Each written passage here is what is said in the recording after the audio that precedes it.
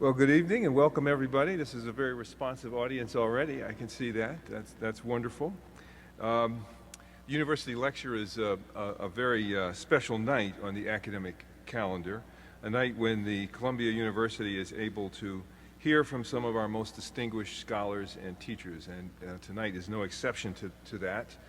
It is my distinct pleasure to be able to introduce Dr. Linda Freed, who is the Delamar Professor of Public Health and a Professor of Medicine and the Dean of Columbia's Mailman School of Public Health.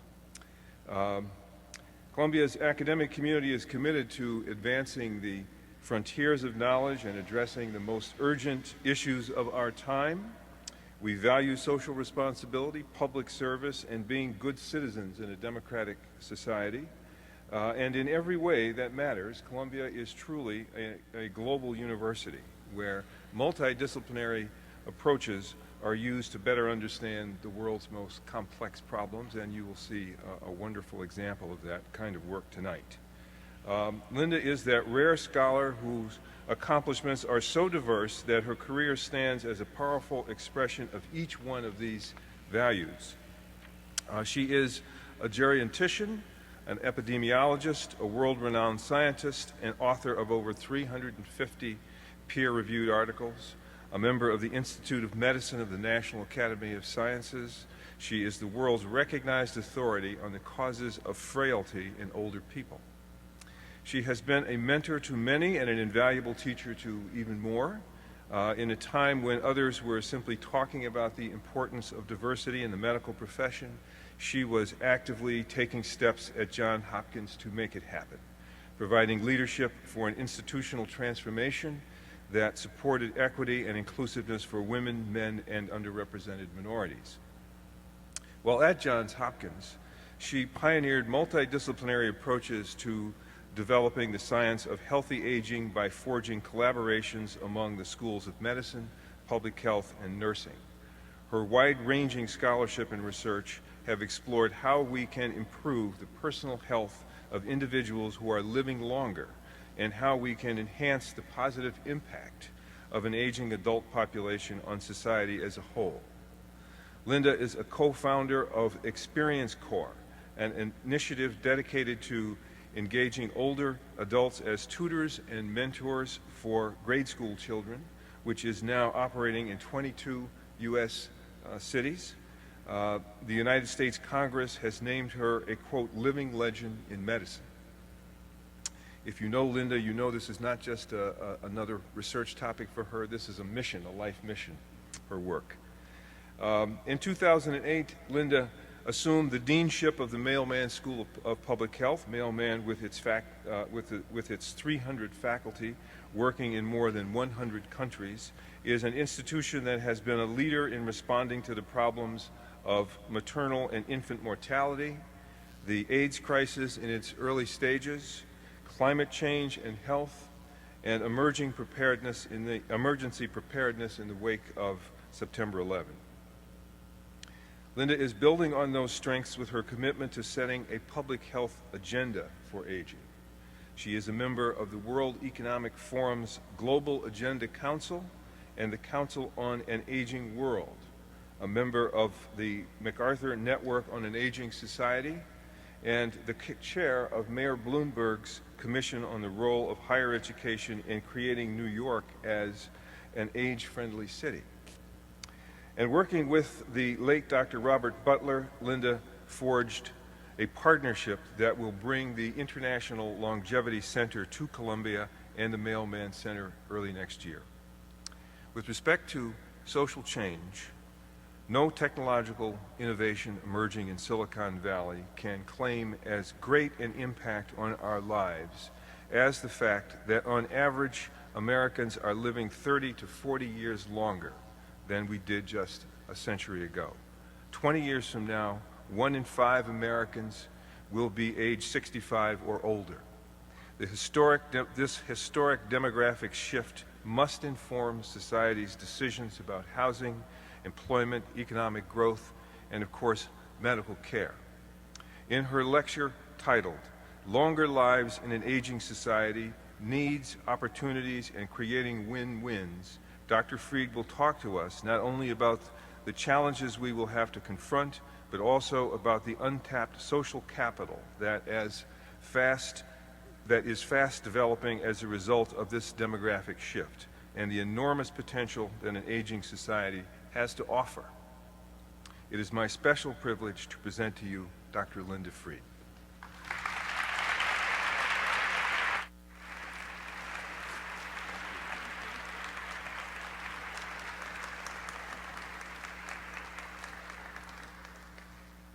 Well, good evening.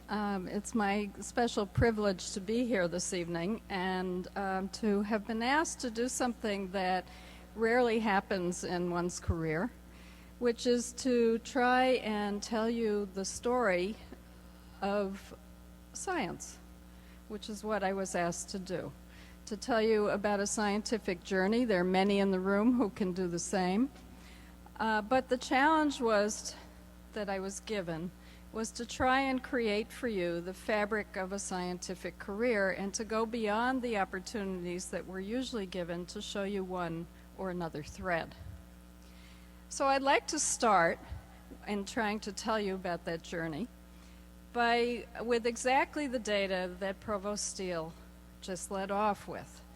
These are data that actually changed my own career directions a couple of decades ago when I saw them. These data are about human history, and what you can see in this slide is that from the beginnings of time, all the way on the bottom left, until 1900 on the bottom right, in the world, human life expectancy was approximately 24 years of age. That means that at birth, people could expect to live 24 years on average. And then across the world, starting just before 1900, human life expectancy started to rise, and worldwide, it has more than doubled in just the last 100 years. This is breathtaking transformation of all of us as a world. In the U.S., as Provost Steele just said, the same thing has happened. It started a little bit earlier, but in 1900, children born in 1900 could expect to live 50 years on average. Fast forward 100 years later, and that has almost doubled to 80 years and is rising. Very dramatic. I saw these data and thought about the implications. And in fact, we're seeing them play out. In 1900, with life expectancy at 50 years, people who were 65 and older constituted only 4% of the U.S. population. 10 years ago, it was 12%, and by 2030, it will be up to 20% of the U.S. population. Picture Florida, the distribution of age in Florida for the U.S. And the same thing is happening in the world. Here you see in the lighter shades, people 60 and older as a proportion of the total world population in 2010 on the left, and you can see that it's far less than 20%. And by 2050 in the bottom, the lighter shades, which are people 60 and older, will constitute about 45% of the world's population. This is the success of a century of public health, medicine, education, and improved economic status. This is the success of all of our endeavors, is that we get to live these longer lives. And I haven't met a single individual who didn't want to experience that success, myself included.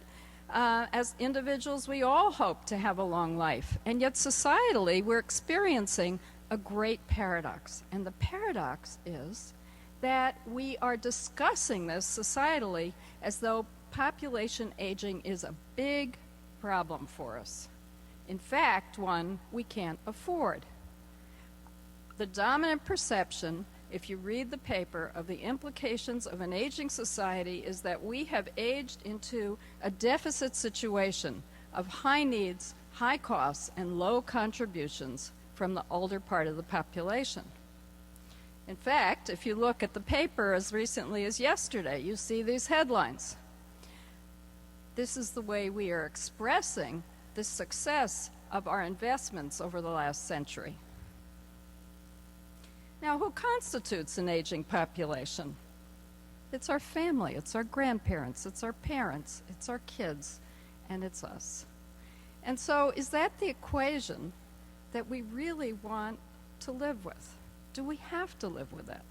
These are the questions that I have spent several decades trying to answer, stimulated by looking at those first data that you saw about this dramatic transformation in human history that we are currently living through and is unprecedented. So, what if we could rebalance our perceived costs and benefits? What if we could invest through knowledge and values in creating a society where the costs and benefits of the challenges and the needs of aging are counterbalanced by an understanding of the win-wins that come with it? What if we could see those win-wins?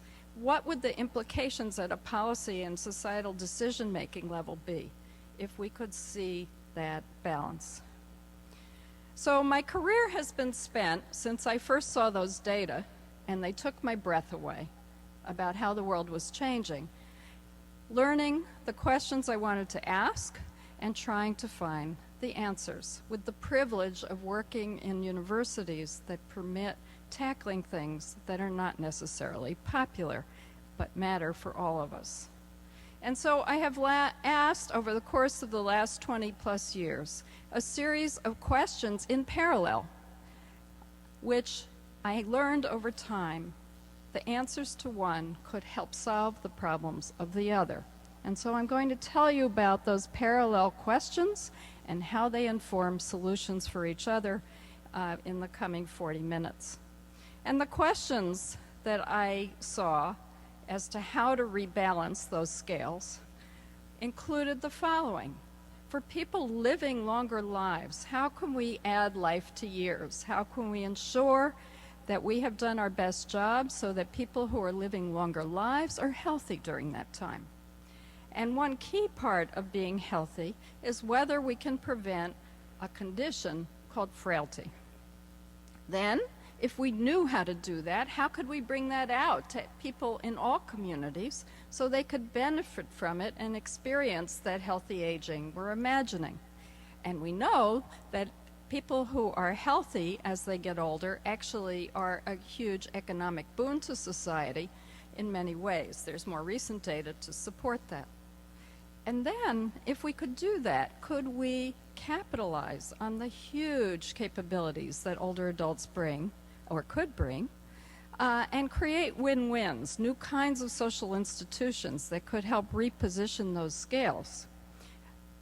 Beneficial for older adults, beneficial for society. And ultimately, if we did that, if we could envision it, if we implemented it, would there be a positive return on investment for society for making that happen? So I'm going to try and tell you these parallel stories and bring them together at the end. And I'll start with one place, which is that in the 1980s, as many of you in the room know, there was a dramatic article published that proposed that the major public health and clinical goal for an aging society must be to learn how to add life to years. The term that was applied was that we had to figure out how to compress morbidity, how to prevent illness, disease, frailty to the latest points in the human lifespan so that people could live those years healthy. My journey is expressed in this one picture, with a focus first on the science of frailty prevention, what it is, what we could do about it, is it preventable? And then, with that information, and sometimes in parallel, whether we could design new kinds of roles for older adults that could prevent frailty and some of its consequences like disability, in other words, create healthy aging, while also permitting older adults to give back across generations and thus activate the social capital of the huge numbers of older adults in society, and ultimately to ask about return on investment. So I'm going to start at the center of the picture and then try and show you how we framed it. Now, in the 1980s, when I was in training and then went on the faculty at Johns Hopkins, frailty in older adults was very much on many people's tongues, because it was very clear, particularly in geriatric medicine, that frail older adults were the highest risk subset of older adults, vulnerable to bad outcomes, death, disability, falls. And geriatric medicine, which I was trained in after I saw the data that I showed you, was very much focused on how we could prevent those bad outcomes. I spent many years actually trying to think about that, and it emerged to me that some of the key questions we needed to understand to find the answers was to understand even who was really frail, what was causing it, and if we knew what was causing it, how we could prevent it, and whether it was preventable. Clinical knowledge suggested that we knew what frail older adults were, and there was a continuum, a spectrum, from very resilient to very frail. As people got older, their reserves and resilience seemed to decline, so that people who were resilient and independent were very different than people who might have looked healthy but actually turned out to be very vulnerable in the face of stressors and were at high risk of becoming frail. And clearly these two groups, if you wanted to prevent frailty, were the place where you would start. Very much the perspective of public health science to find the place to do prevention. Now, I fast forward 10 years, if you don't mind. Many studies later, after thinking about these questions, it became very clear to me as a result of the research that I did that despite the definitions that were in the literature, frailty was not the same as being sick with any disease. Frailty was not the same as having a bunch of diseases, and frailty was not the same as being disabled and having difficulty doing some of the tasks in your life. But rather, I began to think that frailty was actually a condition, a clinical condition unto itself, that it was a distinct, clinically recognizable entity. To test that, because I think it is actually the common perception, if you close your eyes and try and imagine a frail person, we'll probably all say the same thing. And we'll say somebody who's maybe thin, a little slowed down, low activity, not so much energy, and weak, or some subsets of that. But it took me many years to get there through many studies.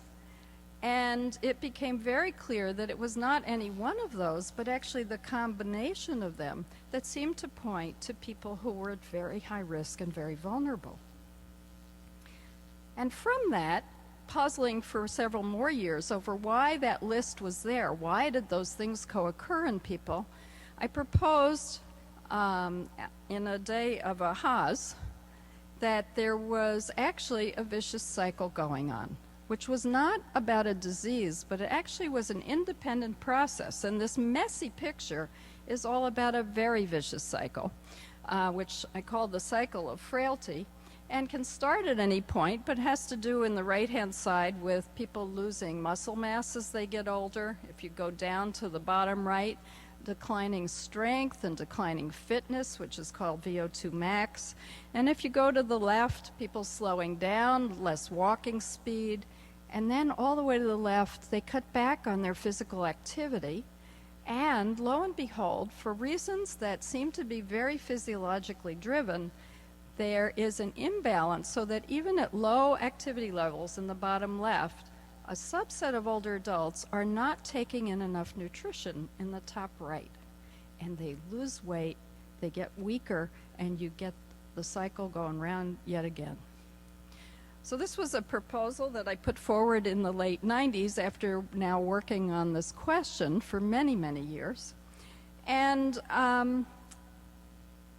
fast forward a few more years, and we have been able, over the course of a number of studies, to demonstrate that, in fact, there is strong reason to believe that this is the truth, that there is a syndrome, a clinical syndrome of, if you will, shrinking and slowing and weakness with low activity and low energy, low sense of energy, and that this may well be driven by dysregulation of energy production and use in the body that's affecting and propelling all of these different manifestations. And in fact, we have demonstrated that this behaves a lot like a medical syndrome, in fact, identically with a medical syndrome, independent of diseases or the aging process which may kick it off. And we've demonstrated that people have this profile at very high risk, just as we hypothesized, for a range of very bad outcomes, for dying in 18 months, for becoming disabled, losing independence, for falling, so that not only can we define it, but we can say that it matters for people's well-being. Now, that may be all well and good, but if it doesn't occur in anybody, then it's somewhat irrelevant. But in fact, we've demonstrated that 7% of older adults living in the community actually meet our criteria for frailty, and that there is reason to think that having this picture above the waterline of being frail carries with it some very serious worries. In fact, those with that above the waterline picture, as I said, are at high risk. If something happens, you get the flu, you end up in the hospital, you have decreased ability to manage those kinds of stressors physically, and much higher risk of becoming more disabled and having very slow recovery. This has many clinical implications, which I'm not going to go into tonight, but it also raises questions. If this is a distinct entity, how do we go inferentially to the next question, which is there something under the waterline that's causing it? And so I've spent with my colleagues many years since then trying to understand what might be driving this and to present the evidence as to what's going on. And I'm going to summarize that very quickly so I can take you to the picture frame. So this issue could be summed up in this syndrome of frailty by showing you the vicious cycle at the top of the slide, which you've already seen. This vicious cycle of loss of muscle mass, declines in strength, decreased energy, slowing down, low physical activity. This presentation marks people who seem to be very vulnerable to bad outcomes, which is that horizontal rectangle. But the question is, what's causing it? And we hypothesize that there might be a number of causes at the physiologic level where systems were not working right, and even at the deep molecular and cellular levels. And so I'll show you a little of the resulting evidence. But it's this whole picture which constitutes a clinical syndrome. So many research studies later, developing hypotheses about what might be driving this picture, we've demonstrated, in fact, that there are a lot of physiologic systems that function abnormally when people are frail. Decreased muscle mass, I said that already. Inflammation, worse immune function, bad heart rate reactions to stressors, which are called, which come from the autonomic nervous system, poor clotting if you're bleeding, impaired glucose and insulin resistance, perhaps what you see when people are diabetic, but perhaps something else that looks similar and associated with aging and frailty. Anemia, hormones out of whack, and low micronutrients, among a list that's actually much longer. Now, what are these all doing together? We have demonstrated that the likelihood of these not working right when people are frail is very high, and the likelihood of many of them not working right is the case. I'll show you a couple of snapshots. One here from my colleague Ravi Varadhan is looking at cortisol levels in people who are frail in red and not frail in black. These are older women who are 85 to 95 years of age. And there is what's called a diurnal variation, so that cortisol, which is your stress hormone, varies in its levels across the day, and in the middle of the day and the afternoon it's really high. And then it decreases when you go to sleep. Well, what you can see is that the red peak in the top graph is not as high as the black peak. And so people who are frail, although it looks insignificant, it's not clinically, people who are frail actually have a very blunted normal cortisol variation.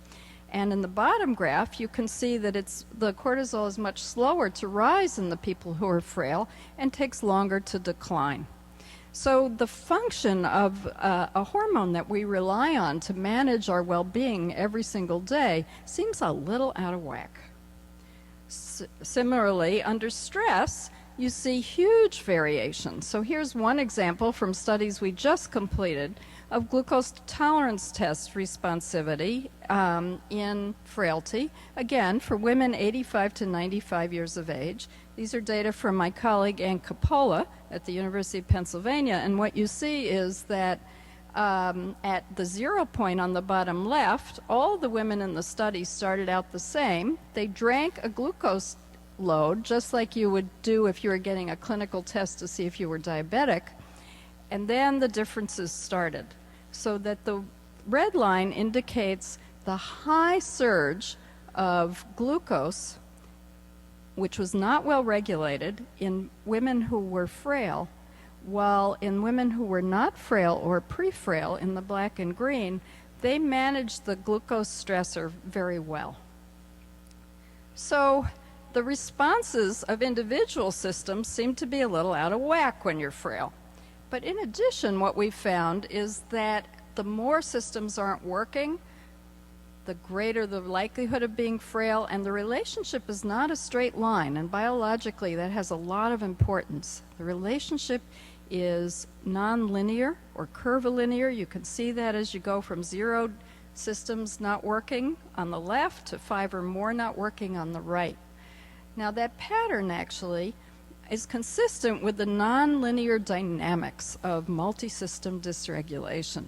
Those nonlinear dynamics mean that the whole is greater than the sum of the part, and the more systems that aren't working, the more the problem spins out of control, essentially, and you have the potential to emerge into a new state of being, a different physiologic status as a function of all the systems not working right.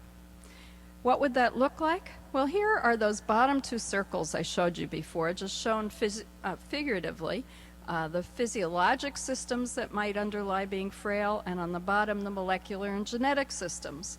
And interestingly, we know that within circles, the circles mutually regulate each other, because resilient people physically actually have very tight networks of mutual regulation, and actually across the circles, different systems mutually regulate each other. And if you try and portray that with all these silly arrows, what you get the feeling of very quickly is a safety net. And in fact, that's what resilient, healthy people rely on, is this physical safety net of all our systems working together and mutually regulating each other. If you were to peel off a few of those because they weren't working well, you could very quickly feel that we're losing our safety net of resilience. So in fact, what we are learning is that this dysregulation of a lot of systems could result in fraying of the complex networks that make us resilient, give us reserves, make it possible for us to bounce back from an illness or after stressors, and we've shown is related both to the presentation of being frail as well as to the vulnerabilities for bad outcomes that seem to go along with that. So on the frailty side, we have demonstrated, some of it conclusively, some of it intriguingly, that people as they get older are at risk of becoming frail if their many physical systems that work together stop working so tightly together, if their function isn't quite as finely tuned as it used to be, and this is really a multi-system problem.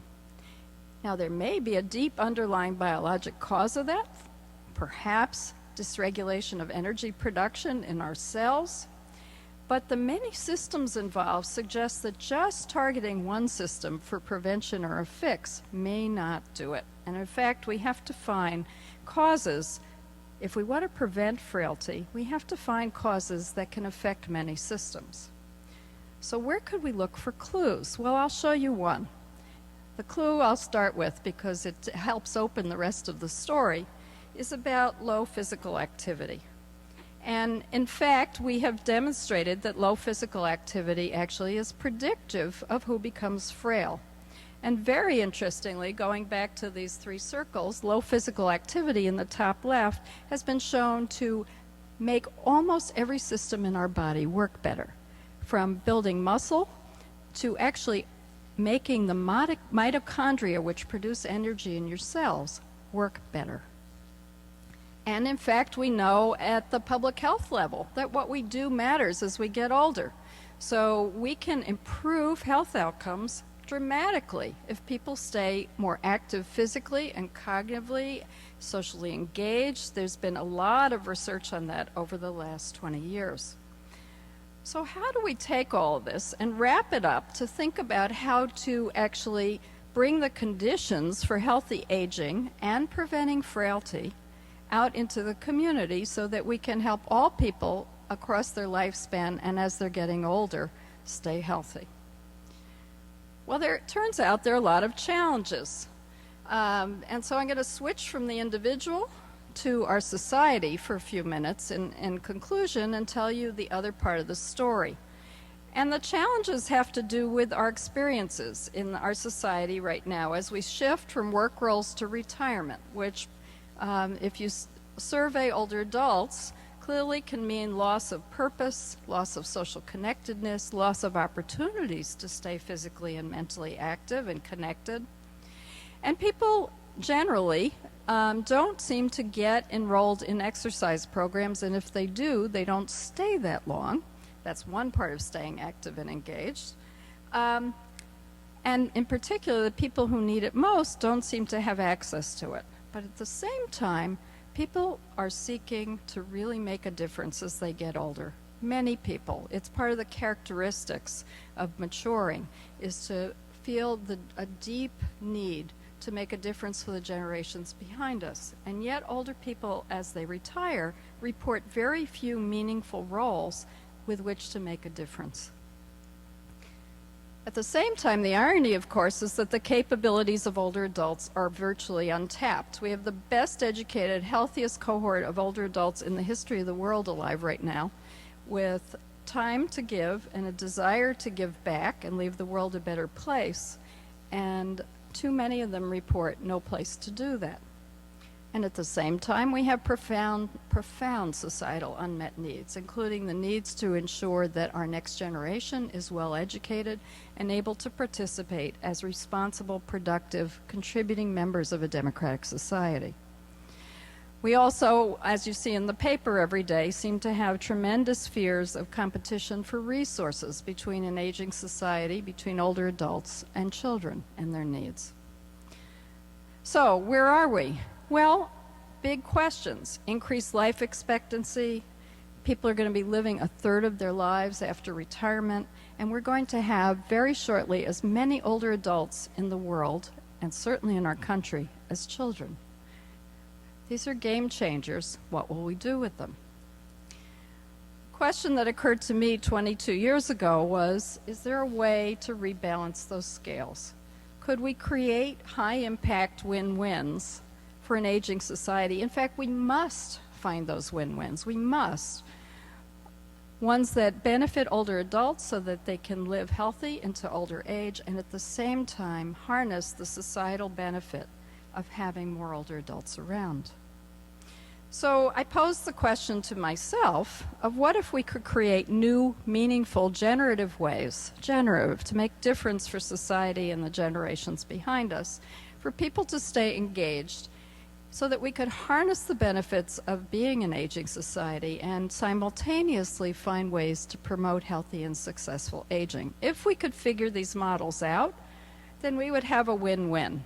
We could create roles that would serve all generations and improve and create a more resilient and stronger society. Where to start? Well, one place to start, of course, is that it turns out that intergenerational transfers at the level of individuals, families, and society are the fabric of a resilient society. That's a conversation in itself, so I'll leave it at that. But if you take that model, then an obvious place to me to start was to think about how to deploy older adults in very high-impact models in public elementary schools, high-impact models, evidence-based models, to ensure the success of our children? And simultaneously, could we hide within those roles? Because people sign up to make a difference. They often don't sign up to exercise. Could we hide within those roles ways to help people stay healthy?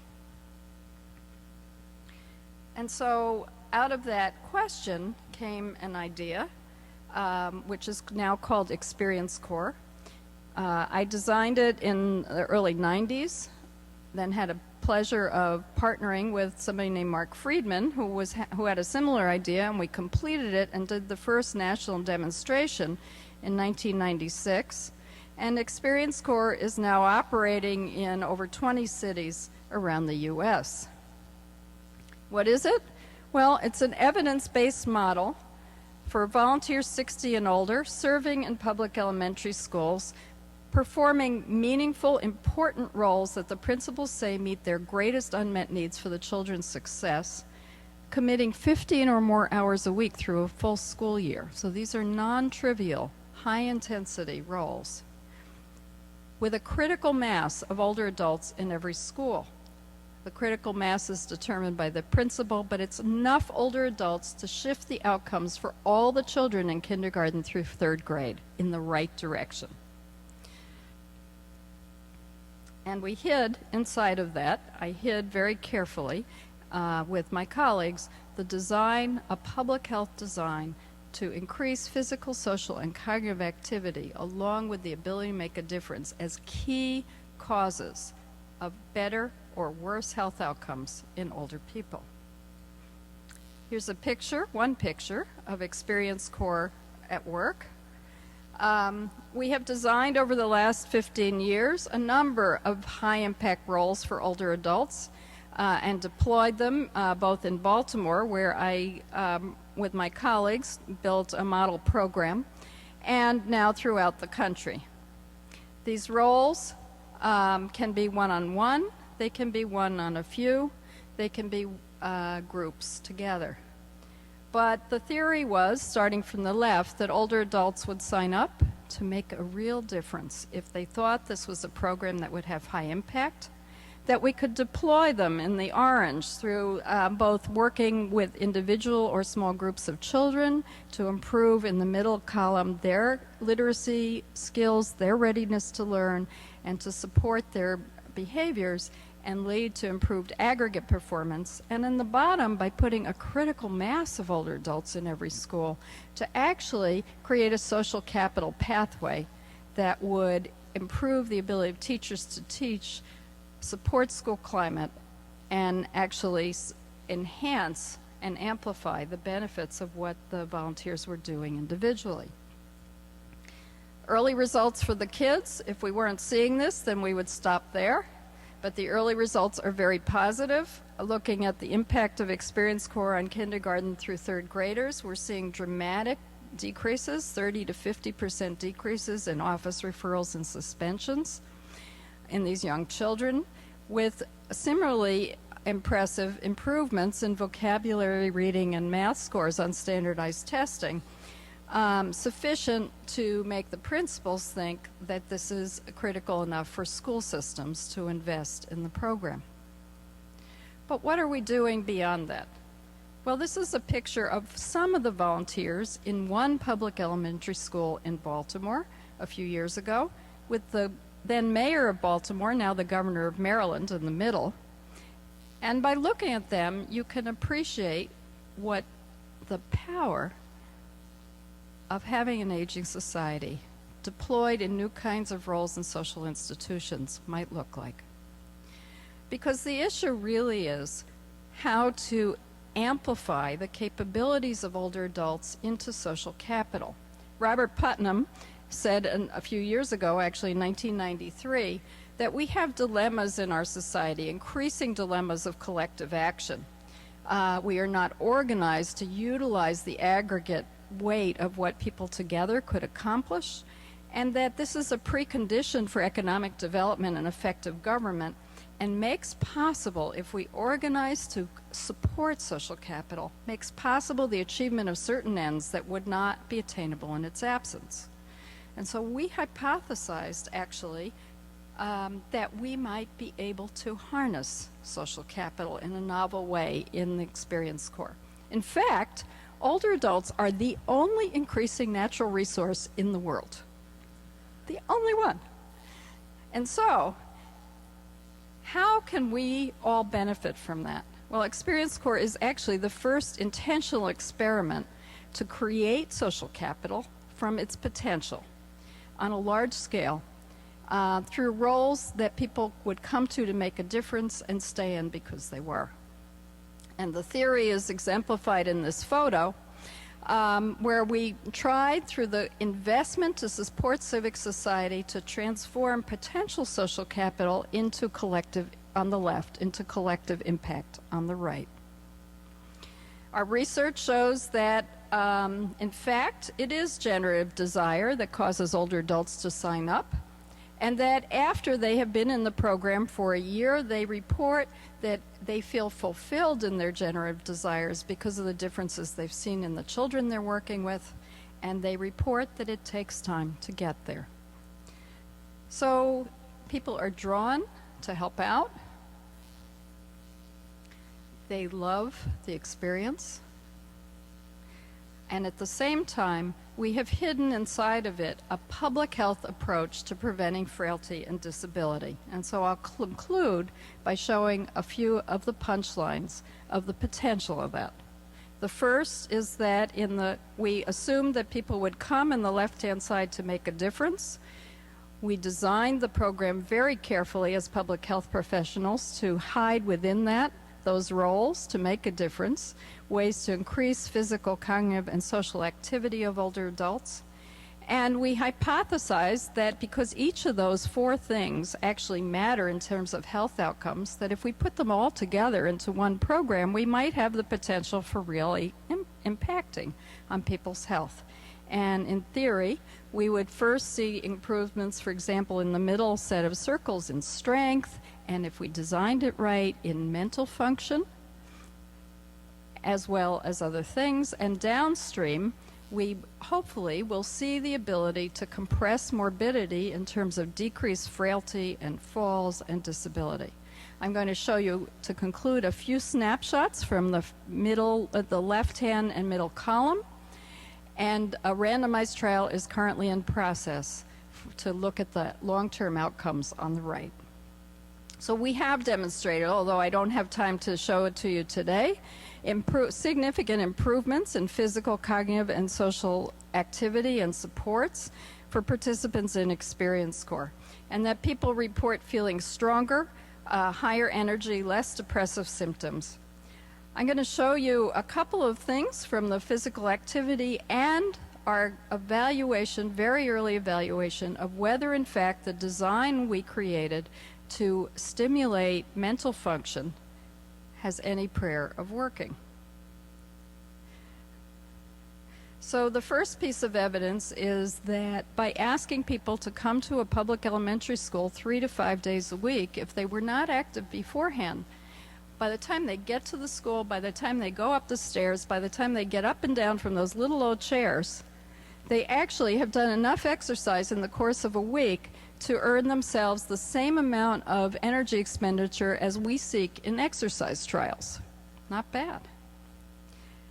And then we have demonstrated in the last year that, in fact, in only 4 to 8 months of follow-up, if you look at older Americans who have normal mental function, but it's at the lower end, that we are seeing highly substantial improvements in their executive function. I don't have time to show you the data, but I will say, why is that important? Well, executive function is important for many reasons. It's all about our ability to handle complex tasks, plan, initiate, manage, solve problems, and it's integral to the ability at any age to live independently. In addition, there's very intriguing early evidence that age-related changes in executive function actually predict future declines in memory, raising the question of whether, if you can slow or prevent declines in executive function if you could also prevent loss of memory? Those are unanswered questions. But my colleague, Michelle Carlson, just published a study of 8 ExperienceCore participants, African American women, 68 years of average, and compared them to women of similar backgrounds, 12 years of education on average, and looked at the brain outcomes on functional MRI scans of those ExperienceCore volunteers compared to the controls. And what she found was that in this program, which is designed to stimulate particularly executive function, that in fact, after 6 months, the ExperienceCore volunteers' brains lit up in new places, that's the red, compared to the comparison group that did not light up at all. Now, what does that mean? It means that these people's brains are newly activated in certain areas, and in fact, the areas, the prefrontal cortex and the anterior cingulate cortex, match the areas of improvement in executive function that we saw in a larger group.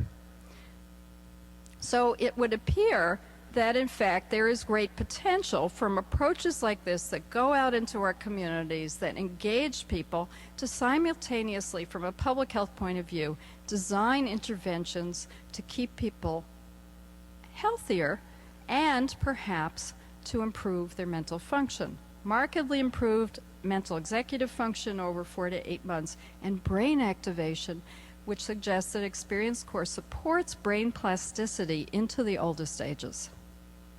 So I'll end with a couple of comments. One is that ExperienceCore, for me, in my scientific journey, has been the frame around research to understand how to help people stay healthy as they get older. That's all of us. It seems to have the potential, in the dimensions I just told you, to add life to years, although the definitive trial is in progress and we won't know for a couple of years.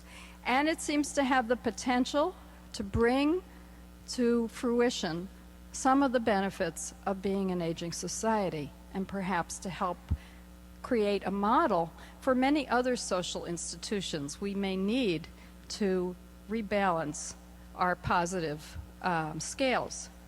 So I'll end by a punchline, and the punchline is, well, is there a positive return on this investment? And in fact, I'll make 2 points. One is that we have done economic studies showing, in fact, that investing in older adults to be an ExperienceCore appears to be highly cost-effective or cost-saving if less than 1% of the children who are reached, less than 1%, end up graduating from high school who otherwise would not have.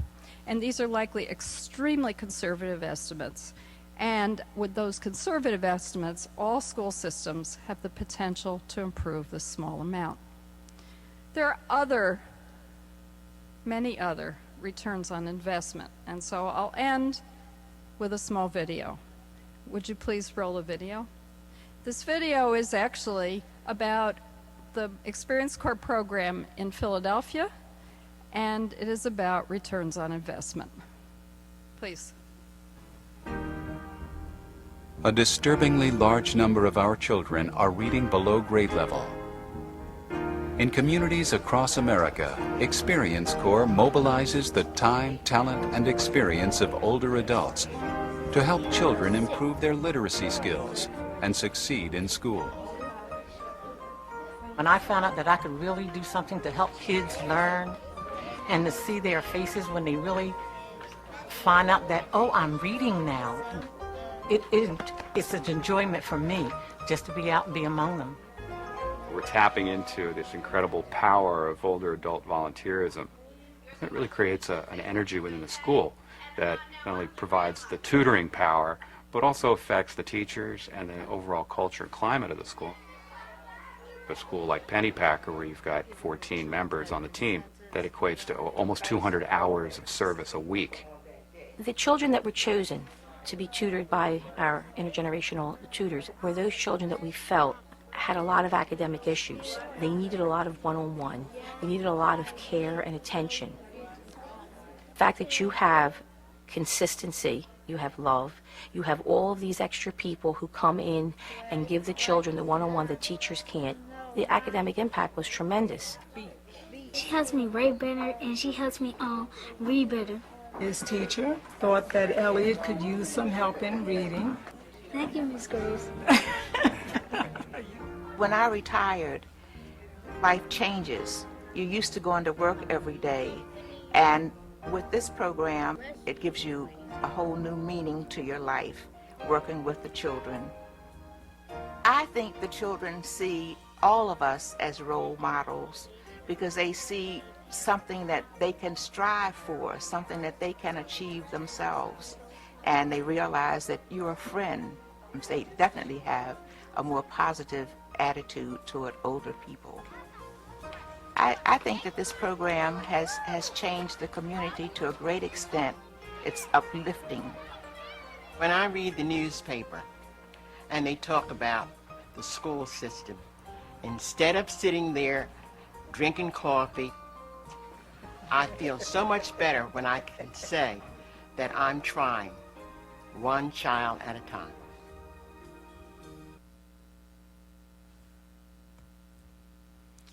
So I'll end on that note with many thanks to Provost Steele and President Bollinger for the opportunity to show you how far we've gotten. I agree with Robert Frost that I've never started a poem yet whose end I knew. And writing a poem is discovering, and the conditions for discovery exist in great universities. And so my thanks really go to my many colleagues with whom I've had the privilege over the last 20-odd years of doing this work, and the people who have inspired it, including Robert Butler and Jack Rowe, who with me have helped envision the move of the International Longevity Center to Columbia.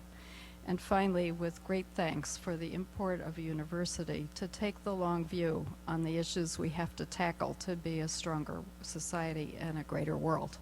Thank you.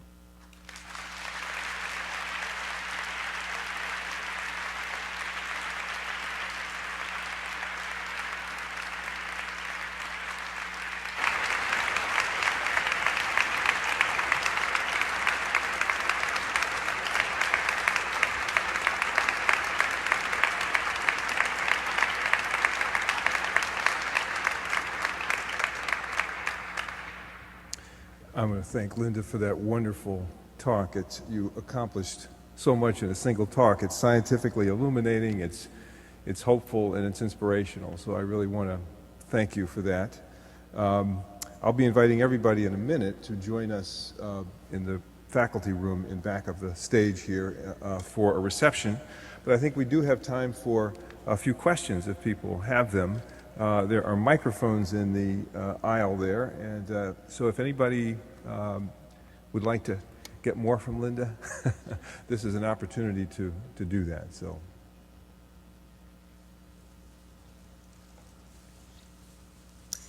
First, thank you very much, Dean Freed. That was very exciting.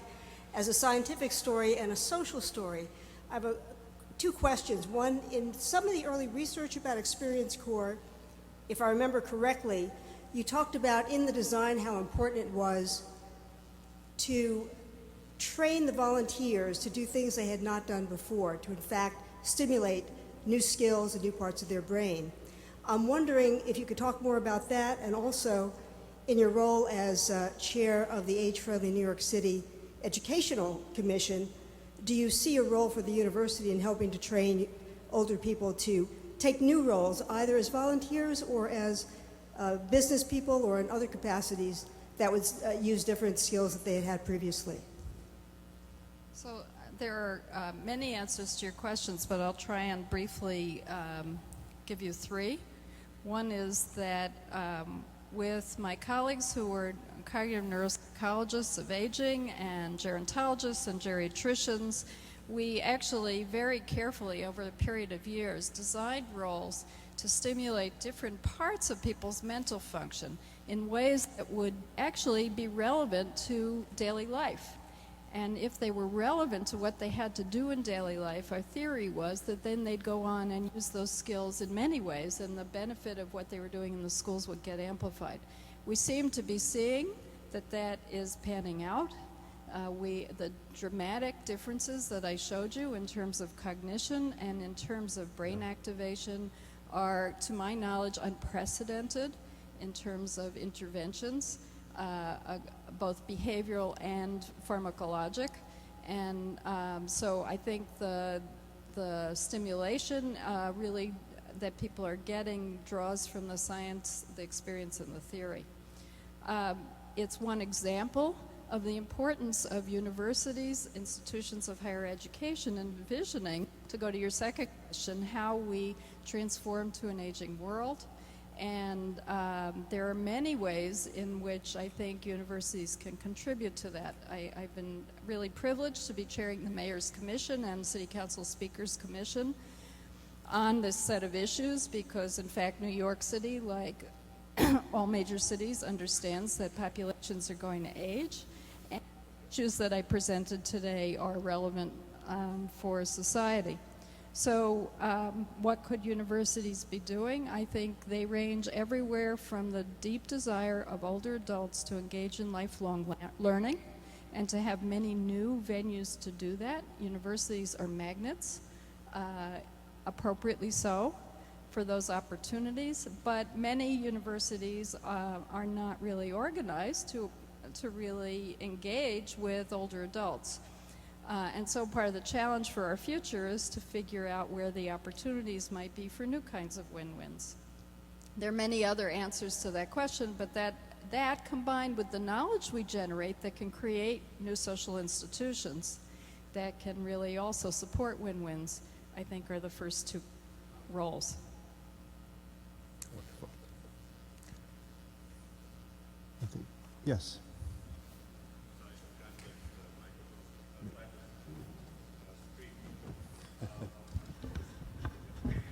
He's going to hand you a microphone, so I think that'll help everybody hear your question.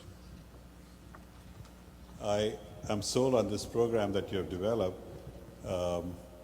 I do see in our local school system there seniors who are accepted reluctantly as volunteers, but they're just assigned to some meaningless job. I see the point of your program is to focus the energy, to have a purpose, to do something which is you have studied, has some relations with taking care of frailty. My question pertaining to this part is, do you try? I'm sure I should read the literature. Does your program try to find one-to-one correlation between the skills that the seniors have and the tasks that they are assigned to them, and in the other aspect of that would be what are their needs, frailty needs that would help them in that respect. Now, I want to ask another question outside of this. Why just focus on elementary school? Theoretically, at least, do you see it being applied to other areas of life? Thank you. So I'll take the last one first. The reason to start with elementary schools is twofold. One, you have to start somewhere, and if you start somewhere, then you want to do it right, so you truly make a difference and you're not spread too thin. And the second reason is the evidence that children have to be succeeding by third grade to succeed in life. And so if we could deploy, we have to start somewhere. If we were going to choose one thing, we'd make sure that our children were ready to succeed in the rest of their career. Is that the place to stop? I doubt it. But you also can't just deploy anybody into public schools or any school without an appropriately designed and structured program, or you can do more harm than good. And so it requires a real investment in design so that you're confident that you're not wasting anybody's time and you'll truly make a difference. Maybe one more question. Oh, I had a few. This is so illuminating, this talk, and it's raised more questions than I, would love to present. One I wanted to ask right off the bat, we are part of a greater metropolitan area here in New York, and one of the school systems that is tragically brought into focus is Newark. Has there been any outreach between, you know, your group, the ExperienceCore, and Newark, and vice versa by, you know, the mayor over there? So unfortunately, I probably don't know the answer to that. There's now a national ExperienceCore organization in Washington which is doing that work. Okay. Regretfully, I don't know. I mean, part of the, I'll just comment though, that part of the challenge of creating new kinds of social institutions, particularly if they cross generations, is that we do not have ready mechanisms to invest in them. They actually, I can tell you many stories about it, but they're very hard, the resources are very hard to come by, and the ability to sustain them is even harder. Okay, I just had a few more comments. I hope you don't mind. No. I've been involved with the science fair in the city of New York, and there's a great deal of talent with the youth. But I also have witnessed, unfortunately, that a number of these students are not being properly guided. The ones who demonstrate the greatest product are those who have been fortunate enough to have been able to access university-level tutors while they are still in high school, but the others do suffer. So I do hope that somehow that is brought across, because there are far too many teachers teaching subject matter of which is alien to them. And the other thing I did want to point out, since you're talking about older people, is have you considered an operations research, a think tank kind of system to bring some of that talent of these older generational people to work on problems of our day, you know, that, you know, Congress is thinking of, or the city or state. That's all. Thank you. So I'll just say I appreciate your comments. Those are very long discussions, but there's very intriguing evidence in the cognitive psychology realm that as we all get older, we're actually capable of a certain kind of synthetic creativity that leads us to see people like Nelson Mandela or Gandhi solving major societal problems at advanced stages that those of us when we were 20 couldn't have figured out. So figuring out how to do that kind of think tank approach, we all may benefit. Thank you. Well, I hate to disappoint you guys who have obviously good questions as well, but maybe you can meet up with Linda in the reception that is going to begin at this point. So let me just end by thanking you again for a wonderful talk, a wonderful evening, and please join us backstage.